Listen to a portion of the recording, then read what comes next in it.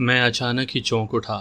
میں ایک بہت اہم چیز نظر انداز کر گیا تھا، اور وہ تھی لاش کی کلائی میں پڑا وہی بریسلٹ جو ابا لائے تھے اور جسے میں نے چرا لیا تھا اور جو ہمارے خاندان کی تباہی کا سبب بنا تھا۔ یہ خیال آتے ہی میں جھینپ گیا، بے وجہ مسکرایا، پھر پلٹتے پلٹتے بھی میں نے نگاہ اس کی دونوں کلائیوں پر ڈالی اور مایوسی سے کھڑکی کی جانب پلٹ گیا۔ وہ پوری آستینوں کی فراق پہنے ہوئے تھی، آستین کلائی کے پاس سے آ کر تنگ ہو گئی تھی۔ اگر اس کے ہاتھ میں وہ چین تھی تو بھی مجھے دکھائی نہیں دے سکتی تھی۔ میں تھوڑی ہی دیر میں اپنے اندر ہونے والی اس کشمکش سے تھک گیا۔ یوں لگ رہا تھا جیسے میرے اعصاب مسلسل اکڑے رہنے کے بعد اچانک چٹک کر ٹوٹ جائیں گے۔ میں نے ذہن سے اس لڑکی کو کھرچ کر پھینک دینا چاہا، میرے لیے ممکن نہیں تھا، مگر اتنا ہوا کہ میں نے خود پر قابو پا لیا۔ بدن کو ڈھیلا چھوڑ کر سامنے والی سیٹ پر پاؤں ٹکا کر میں نے آنکھیں موند لیں۔ ہلکی ہلکی سی آوازیں اور مدھم مدھم سی میٹھی خوشبو اس کی موجودگی کا احساس دلا رہی تھی۔ اسے ذہن سے مکمل طور پر نکالنے کی غرض سے میں فرحت کے بارے میں سوچنے لگا۔ اس خیال سے ہی مجھے ایک عجیب سی سنسنی خیز خوشی محسوس ہو رہی تھی کہ وہ مجھے اچانک اپنے سامنے پا کر کتنی حیران ہوگی۔ بی جان اور کاکا جان بھی اچھل پڑیں گی۔ میں دادا کے بارے میں پھر سوچنے لگا۔ ان کا خیال آتے ہی میرا دل بیٹھنے لگا۔ وہ واقعی بہت تھکے ہوئے لگ رہے تھے، یوں جیسے جیتے جیتے تھک گئے ہوں۔ ان کے جملے کسی باز گشت کی طرح میرے دماغ میں گونجنے لگے۔ مجھے یوں لگا جیسے وہ واقعی اب کبھی نہیں ملیں گے۔ میرا جی چاہا کہ یہیں سے پلٹ جاؤں، مگر ایسا صرف میں سوچ ہی سکا۔ ٹرین اپنی پوری رفتار سے آگے بڑھ رہی تھی۔ آسمان پر بادل چھائے ہوئے تھے اور رفتہ رفتہ گہرے ہوتے جا رہے تھے۔ کسی بھی وقت بارش ہو سکتی تھی۔ بادلوں کی سیاہی گہری ہوتی جا رہی تھی۔ دن نکلنے سے پہلے ہی شام سی ہو چلی تھی۔ پھر میرے دیکھتے ہی دیکھتے موٹی موٹی بوندیں پڑنے لگیں۔ اچانک مجھے کافی کی خوشبو آئی، ساتھ ہی ایک مترنم آواز نے مجھے متوجہ کر لیا۔ Please coffee? نو تھینکس، میں نے طلب محسوس کرتے ہوئے بھی انکار کر دیا۔ تکلف نہ کیجیے، میں سفر میں کافی ضرور پیتی ہوں اور ہمیشہ زیادہ لاتی ہوں۔ اس کا انداز دوستانہ تھا۔ اس بار میں نے انکار نہیں کیا، بلکہ شکریہ ادا کر کے کافی لے لی۔ سردی بڑھ گئی، میں نے بات آگے بڑھانے کو کہا۔ سردی؟ اس نے حیرت سے مجھے دیکھا۔ مجھے تو یہاں بہت حبس محسوس ہو رہا ہے۔ ہوا گرم ہے اور میں الجھن کے ساتھ کوفت بھی محسوس کر رہی ہوں۔ مجھے حیرت ہوئی اور میری نگاہ اس کی پیشانی اور ہونٹوں کے اوپر چمکتے پسینے کے قطروں پر پڑی۔ آپ یہاں آ جائیے، میں کھڑکی کھول دیتا ہوں۔ میں اپنی جگہ سے اٹھ گیا، وہ بھی اٹھ کھڑی ہوئی۔ میں نے کھڑکی کو کچھ اوپر کر دیا۔ یہ دیکھ کر مجھے حیرت ہوئی کہ باہر کی ہوا گرم تھی، جبکہ ڈبے میں سرد لہریں سے ہلکورے لیتی محسوس ہو رہی تھی۔ میں اس لڑکی کی جگہ پر جا بیٹھا، مگر دوسرے ہی لمحے مجھے اچھل جانا پڑا۔ میں جس جگہ بیٹھا تھا یوں لگا جیسے وہاں سے ابھی ابھی برف کی سل سرکائی گئی ہو۔ وہ لڑکی میری طرف متوجہ نہیں تھی، اس لیے شاید اس نے میرے اچھل جانے کو نوٹ نہیں کیا تھا۔ میں جلدی سے سرک کر بیٹھ گیا۔ کافی کا کپ میرے ہاتھ میں تھا۔ میں نے تعجب سے اس لڑکی کی طرف دیکھا، پھر کپ کو ہونٹوں کے قریب لایا ہی تھا کہ ایک شدید بدبو کا بھبکا میرے دماغ میں چڑھ گیا۔ بدبو کافی کے کپ سے اٹھ رہی تھی۔ کافی ٹھنڈی یخ تھی، جس کا اندازہ مجھے برف کی طرح سرد پڑتے کپ سے ہو گیا۔ میں نے حیرت سے کپ کی طرف دیکھا۔ وہ کپ جس میں ابھی کچھ دیر پہلے گرم بھاپ اٹھ رہی تھی، اب اسے کافی میں بلبلے سے بن کر پھوٹ رہے تھے، جیسے ہزاروں کیڑے کل بلا رہے ہوں۔ بدبو سے دماغ پھٹنے لگا تھا۔ میں تیزی سے اٹھ کر دوسری طرف چلا گیا۔ مجھے ابکائیاں سی آ رہی تھیں۔ میں نے سب سے پہلے کافی باہر انڈیلی، کپ کو باتھ روم میں لے جا کر دھویا۔ اب بھی اس میں سے بدبو اٹھ رہی تھی، مگر اب قدرے کم ہو گئی تھی۔ میں دھلا ہوا مگ لے کر واپس اپنی جگہ لوٹ آیا۔ وہ مزے سے کافی پی رہی تھی۔ اس کی کافی سے اب بھی بھاپ اور خوشبو اٹھ رہی تھی۔ اب میرے سینے میں بل سے اٹھنے لگے تھے۔ میری حالت عجیب سی ہو گئی تھی۔ اب تو خوف بھی محسوس ہونے لگا تھا۔ مجھے یقین ہوتا جا رہا تھا کہ وہ اس لڑکی کا بھوت ہے۔ پھر میں خود ہی اپنی بات کو رد کر دیتا، ہنس دیتا۔ اس سے بات کرنا چاہتا تو بات نہ ہوتی، اسے بھول کر آنکھیں بند کر لیتا تو تابوت میں لیٹی لڑکی کا سراپا گول گول گھومتا ہوا میرے اوپر چکرانے لگتا۔ ٹرین اسی رفتار سے دوڑ رہی تھی۔ کتنی ہی دیر سے کوئی اسٹیشن نہیں آیا تھا۔ میں حیران تھا، اس راستے پر تو کئی چھوٹے چھوٹے اسٹیشن آتے تھے۔ یہ واحد ٹرین تھی جو ہر اسٹیشن سے مسافروں کو لیتی اور انہیں منزل پر پہنچایا کرتی۔ میں نے اپنی رسٹ واچ پر نگاہ ڈالی۔ حالانکہ مجھے ٹرین میں سوار ہوئے 2 گھنٹے گزر چکے تھے، مجھے لگ رہا تھا جیسے 15-20 منٹ ہی گزرے ہوں۔ اچانک نہ جانے کیوں مجھے ایسے لگا جیسے میں اور وہ دنیا میں صرف ہم دو ہی رہ گئے ہیں۔ میں کسی اسٹیشن پر اترنا چاہتا تھا، دوسرے لوگوں کو دیکھنا چاہتا تھا، مگر ٹرین بھاگی جا رہی تھی۔ سنسان اور دھیرے دھیرے اندھیروں کی طرف بڑھتے راستوں پر کسی زہریلی ناگن کی طرح بل کھاتی، ہچکولے لیتی، اپنی مخصوص آواز کے زیرو بم پر لہراتی چلی جا رہی تھی۔ میں اپنے اندر بلا کی گھٹن محسوس کر رہا تھا۔ وہ لڑکی اب تک کافی کا مگ دونوں ہتھیلیوں میں تھامے کھڑکی کی چوکھٹ سے سر ٹکائے باہر دیکھ رہی تھی۔ تیز ہوا سے اس کے سنہرے بال اڑ رہے تھے۔ میں بے حس و حرکت بیٹھا تھا، پھر شاید تھکن سے مجھ پر غنودگی طاری ہونے لگی۔ میں نے سر جھٹک کر اس کیفیت سے نکلنا چاہا تو سر یوں بھاری ہو گیا جیسے اس پر کسی نے پہاڑ رکھ دیا ہو۔ میری گردن چٹکنے لگی، پپوٹے بھاری ہو کر میرے نہ چاہتے ہوئے بھی بند ہو گئے، جیسے تھک گئے ہوں۔ پھر اندھیرا میری آنکھوں میں لہرانے لگا، مگر حیرت کی بات یہ تھی کہ میرا ذہن چوکنا ہو گیا تھا۔ میں ہر آہٹ، ہر آواز کو بڑے واضح طور پر سن رہا تھا، محسوس کر رہا تھا، اور نہ جانے مجھے کیوں ایسا لگ رہا تھا کہ میں کسی اندھیری سرنگ میں گھٹنوں کے بل چل رہا ہوں، یوں جیسے وہ سرنگ چھوٹی ہو، پتلی، جہاں میں کھڑا نہیں ہو سکتا، بس گھٹنوں کے بل رینگ سکتا ہوں۔ میرے گھٹنے چھل رہے تھے، سر جھکا ہوا تھا، گردن کے پیچھے مہروں کی ہڈیاں کڑکڑا رہی تھیں۔ پتہ نہیں میں جاگ رہا تھا یا سو رہا تھا۔ رفتہ رفتہ ٹرین کی مخصوص آواز دھیمی ہوتی چلی گئی۔ اس کی جگہ تیز جھکڑ چلنے کی آواز نے مجھے احساس دلایا جیسے میں بگولوں کی زد میں ہوں۔ ٹھنڈی اور یخ ہوا کے تھپیڑے میرے چہرے اور بدن سے ٹکرانے لگے۔ مجھے آگے بڑھنے کے لیے بہت محنت کرنا پڑ رہی تھی۔ میں جیسے جیسے آگے بڑھنا چاہ رہا تھا، ویسے ویسے ہوا میرے راستے کی دیوار بنتی جا رہی تھی۔ بالکل اچانک مجھے لگا جیسے سرنگ ایک دم ختم ہو گئی ہے، میں کہیں نیچے گرنے والا ہوں۔ ایک زبردست جھٹکا لگا، میں نے پوری قوت سے اپنے آپ کو سنبھالا، اور پھر اچانک کوئی بھاری پتھر سا مجھ پر آ گرا۔ میرے حلق سے چیخ نکل گئی۔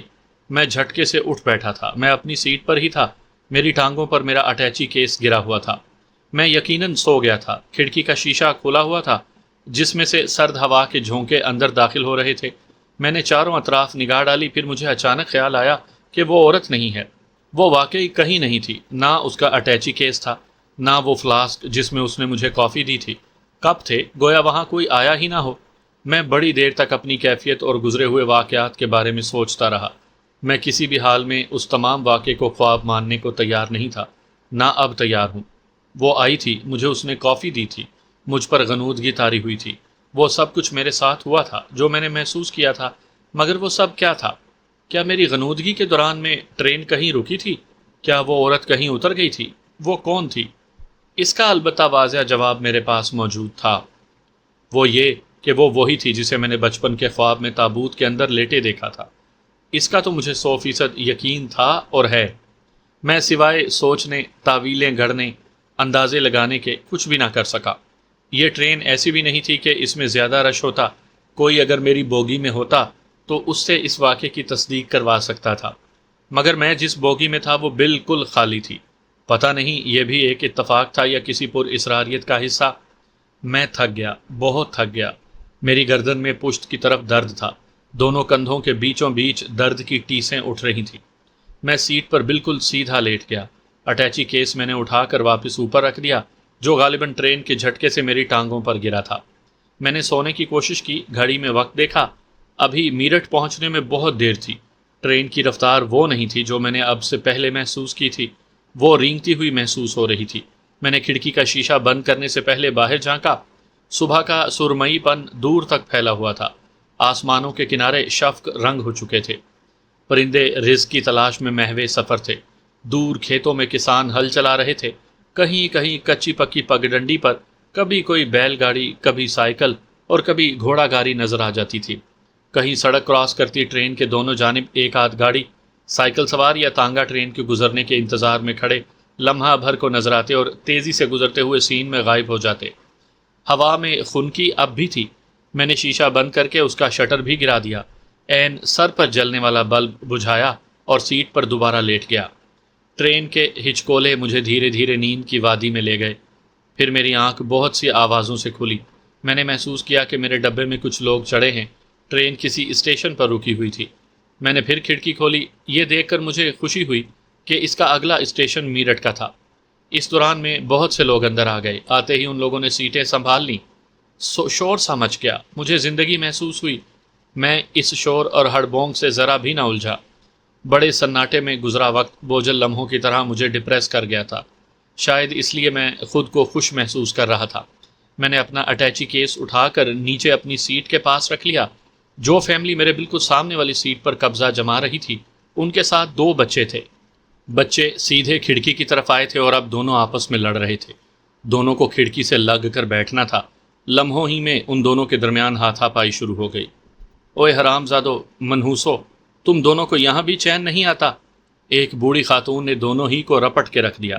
وہ دونوں شاید پہلے ہی سے اس رد عمل کے عادی تھے۔ ایک دم منہ پھاڑ کر رونے لگے۔ وہ اب بھی ایک دوسرے کو کھسوٹ رہے تھے۔ اب ان کے ساتھ آنے والا مرد ان دونوں کی طرف مڑا، انہیں گھورا۔ ابے نچلو، بات سمجھ میں نہیں آتی؟ وہ بھی مارنے کے لیے ہاتھ اٹھا کے آگے بڑھا۔ میں نے دیکھا دونوں بچوں کے رنگ سفید ہو گئے۔ دونوں ایک دوسرے کے پیچھے چھپنے لگے۔ وہ کسی عقاب کی طرح جھپٹا اور دونوں کے گربانوں کو اسے پکڑ کر اٹھا لیا۔ دوسری طرف پٹک کر اس نے کھڑکی کے قریب کی جگہ خود سنبھال لی۔ اب اس کی نگاہ مجھ پر پڑی۔ وہ بڑے بھونڈے انداز میں مسکرایا، پھر کھڑکی سے باہر دیکھنے لگا۔ ابا، ابا، دونوں بچوں نے سہمے ہوئے انداز میں اس آدمی کو پکارا۔ ارے چپ ہو جاؤ حرامزادو، تمہاری ہڈیوں میں دکھن نہیں ہوئی؟ سارے راستے پٹے ہو باپ اور دادی سے۔ اب برقعے میں لپٹی عورت نے ان دونوں کو کھسوٹا۔ اس نے اپنا نقاب پلٹ دیا تھا۔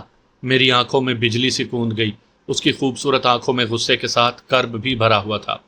اس نے ان دونوں کو مرغی کی طرح اپنے بازوؤں میں سمیٹ لیا، اپنی آنکھوں کے نم کونوں کو برقعے سے صاف کیا اور شاکی نگاہوں سے کھڑکی کے قریب بیٹھے آدمی اور اس بوڑھی عورت کو دیکھنے لگی۔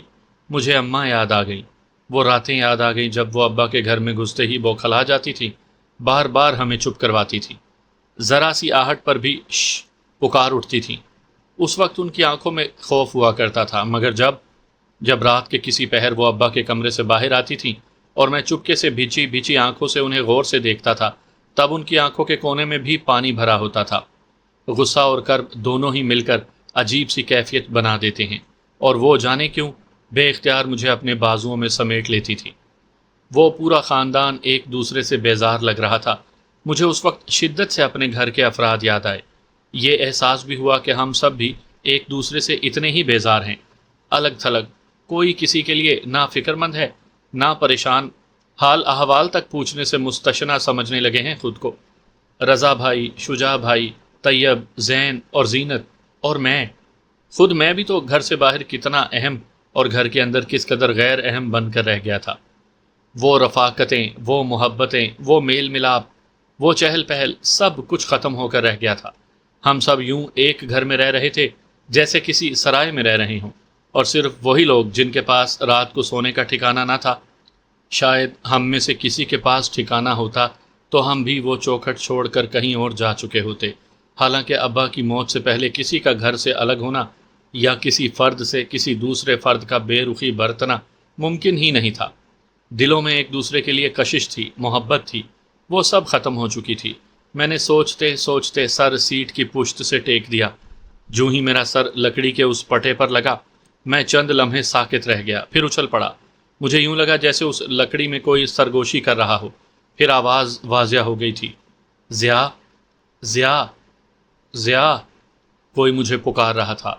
وہی مخصوص آواز تھی، وہی خواب والی، قبرستان والی۔ میرے اچھل جانے سے میرا سر لکڑی کے اس پٹے پر سے دور ہو گیا اور آواز ختم ہو گئی۔ میں نے حیرت سے اس لکڑی کو دیکھا جس پر سر ٹکا تھا، پھر میں نے اس سے کان لگا دیا، مگر اب کوئی آواز سنائی نہ دی۔ میں نے سیدھا ہو کر سر ٹکا دیا، مگر آواز اب بھی نہ آئی۔ میں نے پھر اس لکڑی کو ٹٹولا، لیٹا تو جھینپ گیا۔ وہ پوری فیملی میری حرکتوں کو حیرت سے منہ پھاڑے دیکھ رہی تھی۔ وہ لوگ مجھے ایسے دیکھ رہے تھے جیسے میں پاگل ہوں۔ مجھے اپنے اوپر غصہ آنے لگا، میں واقعی پاگلوں کی سی تو حرکتیں کر رہا تھا۔ وہ آواز میرے اعصاب پر طاری ہو گئی تھی۔ میں نے اسی وقت فیصلہ کر لیا کہ میرٹھ ہی میں کسی نفسیات کے ماہر ڈاکٹر سے ملوں گا۔ اب میں کھڑکی سے باہر دیکھنے لگا، مجھے شرم محسوس ہو رہی تھی۔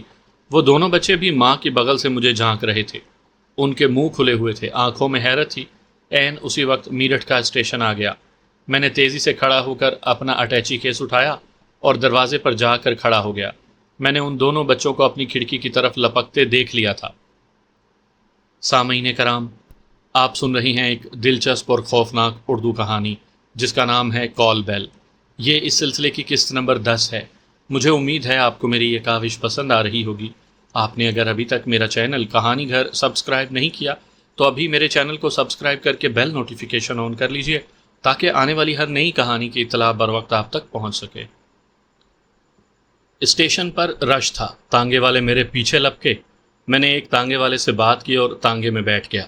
سفر اتنا نہیں تھا جتنی مجھے تکلیف محسوس ہو رہی تھی۔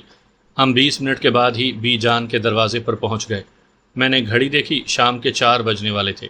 میرے حساب سے تو ٹرین سے اتنی دیر کا سفر نہیں تھا، مگر شاید یہ ٹرین زیادہ ہی دھیمی رفتار سے چلی تھی، حالانکہ ایسا کہیں محسوس نہیں ہوا سوائے ایک مرتبہ کے۔ بہرحال مجھے یہاں پہنچنے کی ایسی کوئی جلدی بھی نہیں تھی، لیکن میں اتنا ضرور چاہتا تھا کہ شیوا جی سے میری ملاقات آج ہی ہو جائے، بلکہ ہو سکے تو میں شالی بابا اور شیوا جی دونوں ہی سے آج ہی مل لوں، تاکہ کم از کم دادا کو کل ہی تفصیل لکھ دوں۔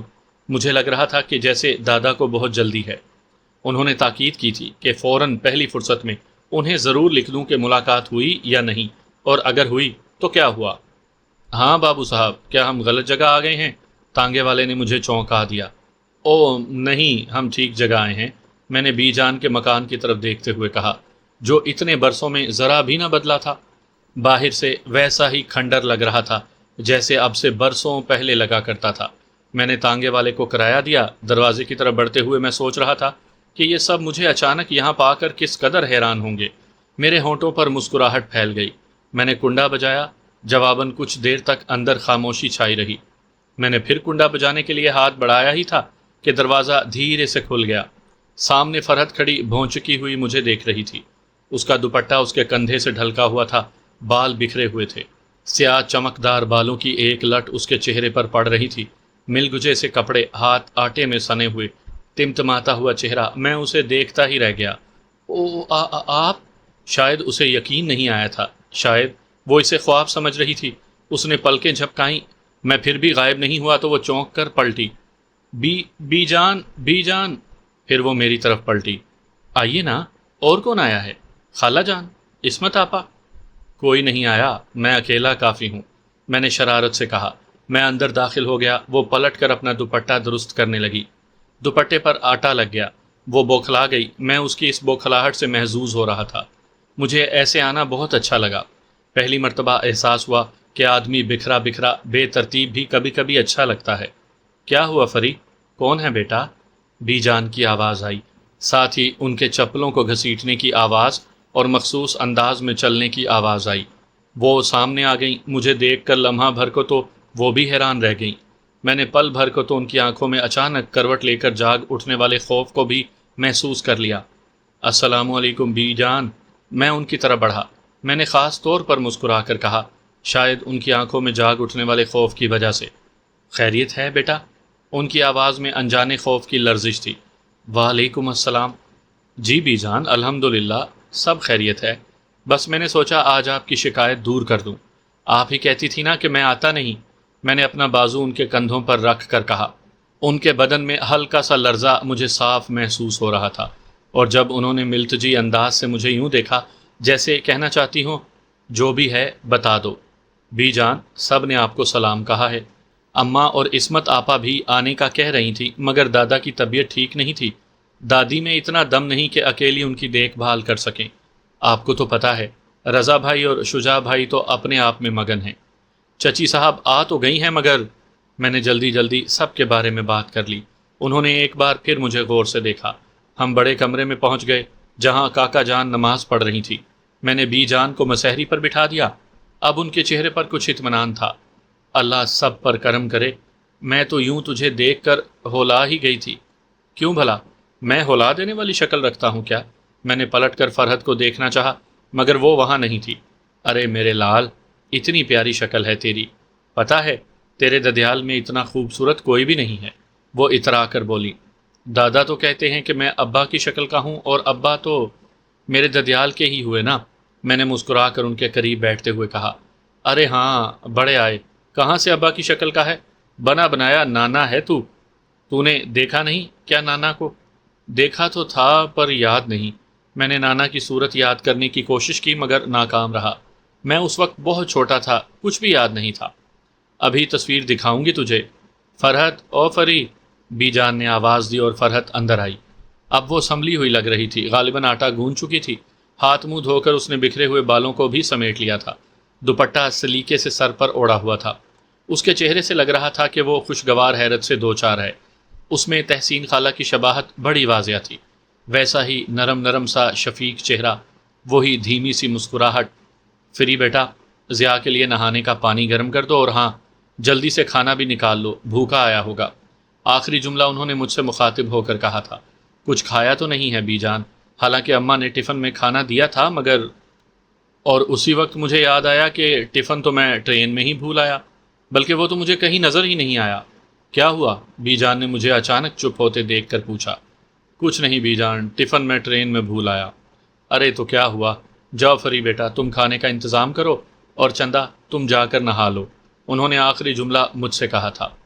اسی وقت کاکا جان نے سلام پھیرا، پھر لپک کر مجھ سے سینے سے لگا لیا۔ سب کی خیریت پوچھی۔ بی جان نے ٹوک دیا، ضیاء نہا کر آ جائے پھر پوچھتی رہنا۔ میں نہانے چلا گیا۔ میں نے فرحت کو گرم پانی کرنے کو منع کر دیا تھا۔ میں ٹھنڈے پانی سے نہا کر نکلا تو فرحت کھانا لگا رہی تھی۔ کھانے کے دوران میں بی جان زیادہ تر گھر والوں کے بارے میں باتیں کرتی رہیں، زہرا آپا کی خیریت، چچی صاحب کے حالات، رضا بھائی کی شادی کے معاملات، شجاع بھائی کی واپسی کا پروگرام، یا عصمت آپا کی شادی کا قصہ۔ یوں تو میں ان کے سوالوں کے جواب دے رہا تھا، یا فرحت کے چہرے پر پھیلی دھنک کے معنی تلاش کر رہا تھا، مگر میرے دماغ میں کہیں سرگوشیاں سی ہو رہی تھیں۔ میں جلد از جلد شالی بابا کے متعلق اور شیوا جی کے بارے میں معلومات چاہتا تھا۔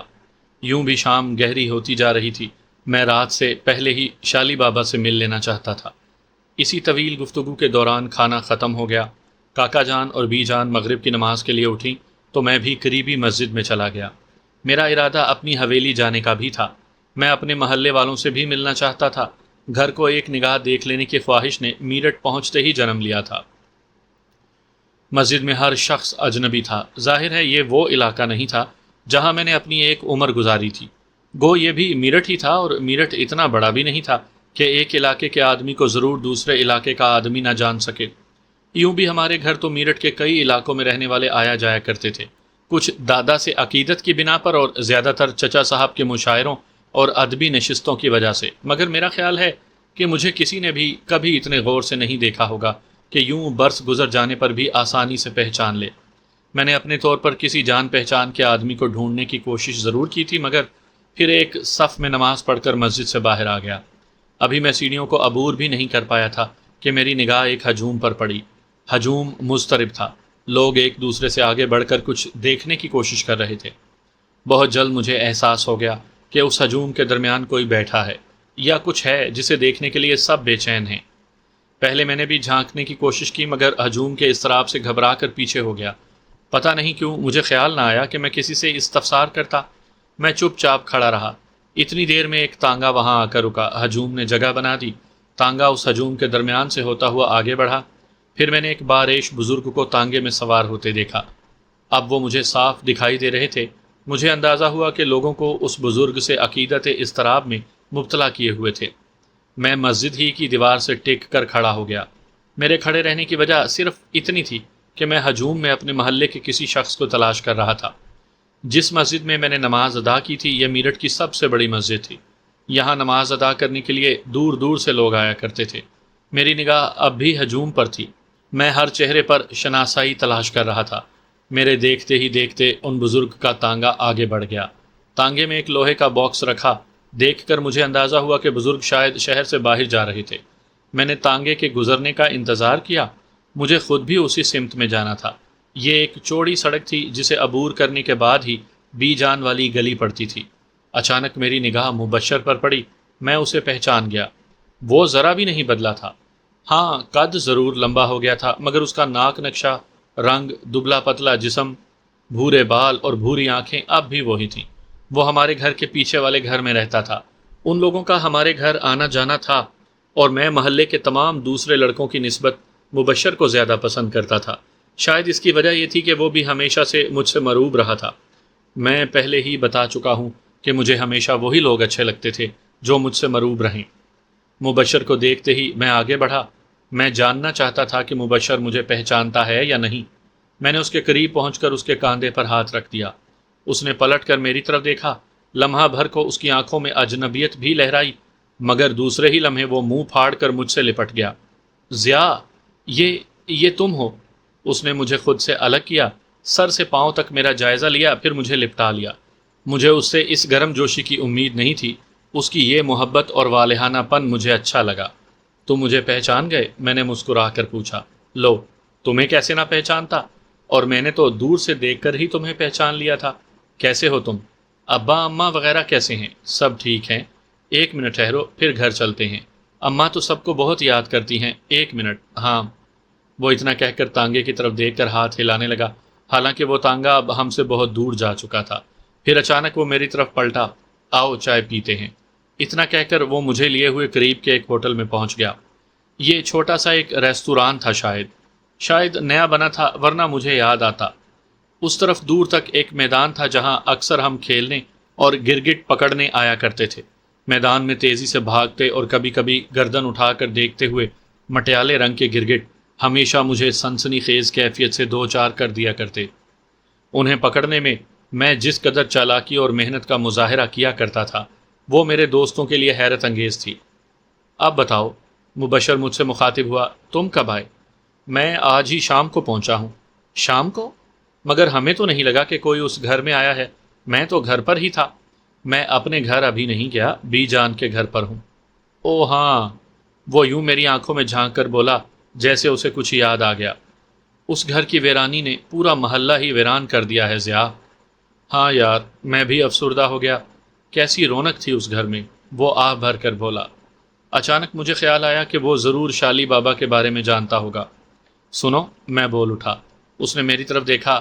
یار، یہاں کوئی شالی بابا رہتے ہیں، تم جانتے ہو؟ ارے، اس نے میری بات کاٹ دی۔ وہ شالی بابا ہی تو تھے۔ کون؟ وہی جو ابھی تانگے میں گئے ہیں۔ وہ آج عمرے کے لیے روانہ ہوئے ہیں۔ کیا؟ میں دھک سے رہ گیا۔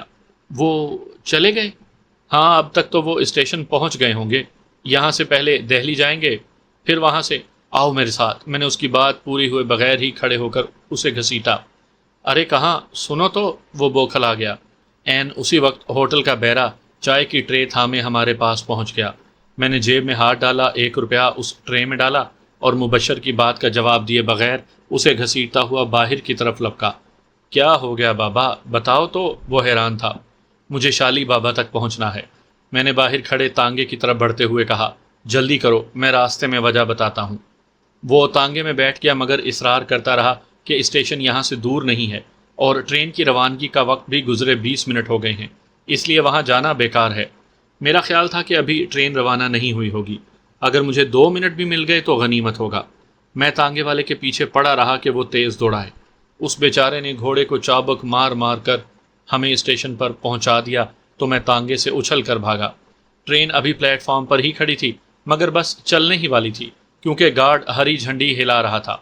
مجھے شالی بابا کا ڈبہ دور ہی سے نظر آیا، محض اس وجہ سے کہ اس ڈبے کے باہر بے پناہ رش تھا۔ میں بھاگتا چلا گیا، ہجوم کو چیرتا ہوا۔ جب میں قریب پہنچا تو ٹرین وسل دے رہی تھی۔ ابھی میرے سامنے 2-4 آدمی تھے کہ شالی بابا کی نگاہ مجھ پر پڑی۔ میں نے چیخ کر ہاتھ ہلایا اور کہا، شالی بابا، میں عطاء الرب رضوی کا بیٹا ہوں، ضیاء۔ دادا نے مجھے آپ کے… اب ٹرین رینگنے کی تیاری کر رہی تھی، ہلکے ہلکے جھٹکے لے رہی تھی۔ میری آواز ان تک پہنچ گئی تھی۔ انہوں نے لوگوں سے راستہ بنانے کو کہا۔ میں تیر کی طرح ان کی کھڑکی کے قریب پہنچ گیا۔ بابا، میرا ملنا بہت ضروری تھا، میں آج ہی پہنچا ہوں۔ تمہیں پہنچے ہوئے تو دیر ہو گئی لڑکے، تم نے تاخیر کیوں کی؟ اتنا کہہ کر انہوں نے ہاتھ میری طرف بڑھایا۔ میں نے ان کا ہاتھ تھام لیا۔ مجھے محسوس ہوا کہ ان کی مٹھی سے کوئی چیز میری مٹھی میں منتقل ہو گئی ہے۔ ٹرین نے رینگنا شروع کر دیا۔ اب میں ان کے ساتھ ساتھ چل رہا تھا۔ وہ میرا ہاتھ ویسے ہی تھامے ہوئے تھے، اس لیے میں نہیں جان سکا کہ میرے ہاتھ میں کیا ہے۔ عطا آیا تھا میرے پاس۔ جی؟ میں نے حیرت سے انہیں دیکھا، لیکن وہ تو… میں سمجھا کہ شاید وہ ان کی موت سے ناواقف ہیں، یہ کہہ کر مجھے بے وقوف بنا رہے ہیں یا بے وقوف سمجھ رہی ہیں۔ اچانک ان کی آنکھوں میں غصہ بھر گیا۔ آیا تھا وہ میرے پاس، سنا تم نے؟ ان کا لہجہ بھی تلخ تھا۔ جی بابا، میں بوکھلا گیا۔ تم نے دیر کر دی، بہت دیر، مگر دیکھو، میں ملوں گا تم سے۔ ان کی آواز اور میرے قدم تیز ہوتے جا رہے تھے۔ ٹرین رفتار پکڑ رہی تھی۔ بابا، میری آواز میں بے بسی تھی۔ اسے سنبھال کر رکھنا، انہوں نے اب اپنا ہاتھ کھینچ لیا۔ ٹرین کی رفتار تیز ہو گئی۔ میں پھر بھی بھاگ رہا تھا۔ اسے 3 دن سورج دکھانا، نصف النہار کا سورج، پھر موم جامہ کر کے کپڑے میں سی لینا، ہر وقت اپنے پاس رکھنا، ورنہ مشکل میں پڑ سکتے ہو۔ آخری جملہ انہوں نے چیخ کر کہا، اور پھر میرے قدم ٹرین کی رفتار کا ساتھ نہ دے سکے۔ میری پنڈلیوں کی اینٹھن بڑھ گئی۔ میں رک گیا۔ جو چیز شالی بابا نے مجھے دی تھی وہ میری مٹھی میں تھی۔